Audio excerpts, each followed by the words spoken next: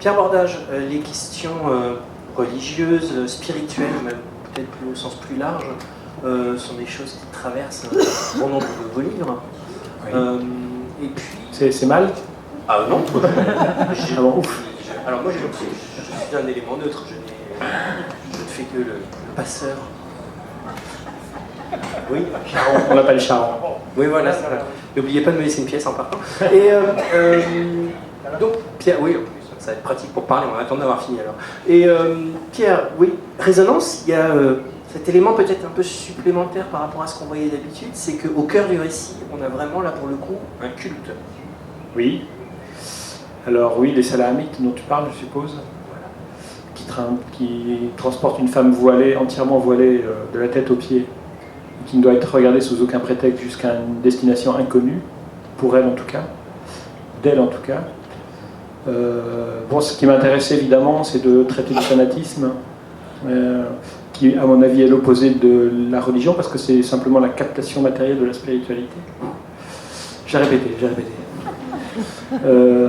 C'est-à-dire que je pense que l'expérience spirituelle est proprement intransmissible par les mots.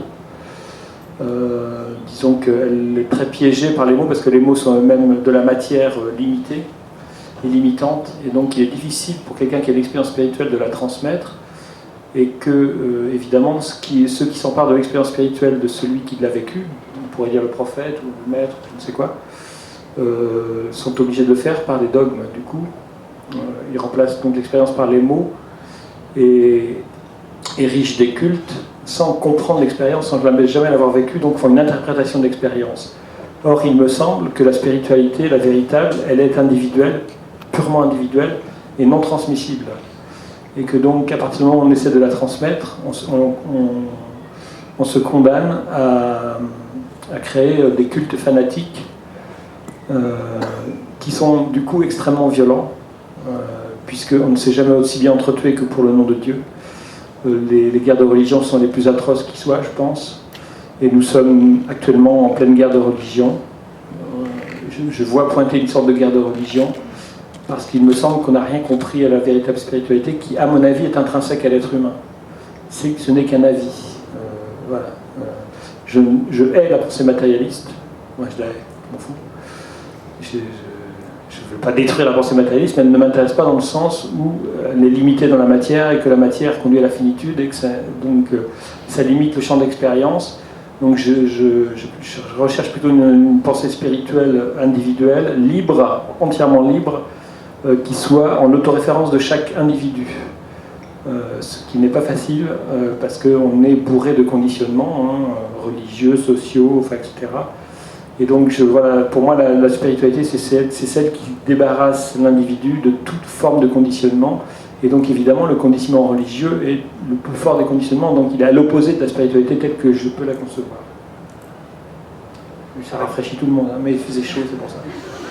On va quitter les dieux pour s'intéresser aux anges maintenant, avec la particularité que les dieux, je pense que même quand Philippe évoque les dieux des panthéons antiques, tout le monde voit à peu près ce que c'est. Les anges, c'est peut-être un petit peu moins net, parce qu'on a une image, j'allais dire, sans jeu de mots, excusez-moi, mais l'image d'Épinal des anges, puisque voilà, on les imagine comme les chérubins qu'on voit dans les églises baroques, par exemple, tout joufflus, tout fessus, avec leurs trompettes, leurs petites ailes, etc.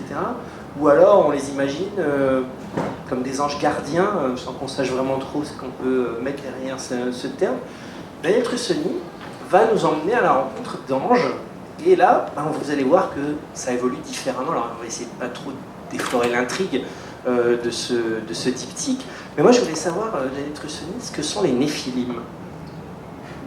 Who are the Nephilim? Qui? So, je réponds en anglais. Désolé. Je suis pas s'occuper de tout derrière. So I'll start off just by saying that in my book there's neither God nor angels. So, although it says that there are, the Nephilim are a breed of human-angel hybrids that were first mentioned in a tiny, obscure passage in Genesis 6 in the Bible. And for thousands of years, since the Christian religion existed, biblical scholars have wondered about this passage. And when I first came across it, it absolutely intrigued me because it was exactly, as Christophe says, the inverse of everything I had thought about angels.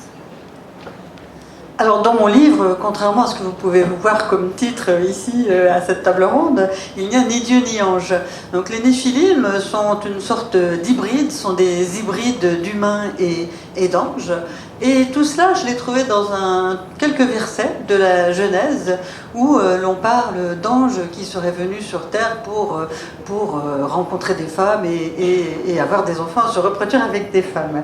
Donc depuis que l'on étudie la Bible, les experts se posent des questions sur cette réalité, sur ce que sont ces Néphilim.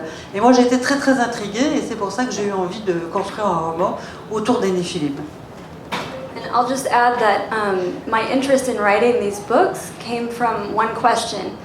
When I was reading the Bible and I read about this passage, I wanted to take the Bible and use it as mythology. The primary question that came to me is, what if this were real? What if we lived in a world where the Bible, what really happened in our world was what the Bible says happened? And so I took the Bible at its word in some ways, and wrote a history of the Nephilim. Et donc ce passage, comme je le disais, m'a beaucoup intriguée et je me suis demandé, eh bien si ce n'était pas de la mythologie, ça serait comment?